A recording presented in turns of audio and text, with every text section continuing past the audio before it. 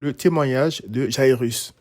Il est écrit: Jésus, dans la barque, regagna l'autre rive, où une grande foule s'assembla près de lui. Il était au bord de la mer.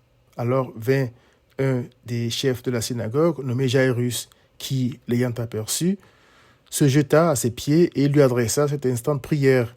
Ma petite fille est à l'extrémité, viens, impose-lui les mains, afin qu'elle soit sauvée et qu'elle vive. Jésus s'en alla avec lui. Et une grande foule le suivait et le pressait. Marc 5, 21 à 24. Trois choses m'ont intéressé dans ce témoignage. Premièrement, en se prosternant devant Christ, Jairus, chef de synagogue, a reconnu qui Christ était, c'est-à-dire le vrai chef des affaires de Dieu, la tête du corps de l'Église, selon Colossiens 1, 18, le chef de tout être humain, selon 1 Corinthiens 11, verset 3, le vrai et parfait souverain sacrificateur, selon Hébreux 7, 28, ayant tout pouvoir dans le ciel et sur la terre, voir Matthieu 28, 18, devant lequel nous tous pécheurs devons nous prosterner, car nul ne vient au Père que par lui, voir Jean 14, verset 6. Deuxièmement, se jeter aux pieds de quelqu'un, c'est reconnaître la grandeur de cette personne et notre propre position. C'est reconnaître qu'on n'est rien.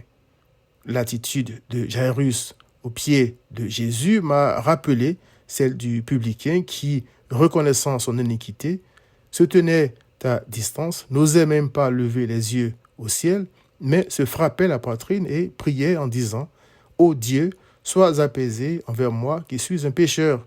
Luc 18, verset 13. Troisièmement, voir ce chef de synagogue supplier Christ pour sa fille m'a rappelé le psaume 123 qui dit « Je lève mes yeux vers toi qui sièges dans les cieux. Voici comme les yeux des serviteurs sont fixés sur la main de leur maître et les yeux de la servante sur la main de sa maîtresse.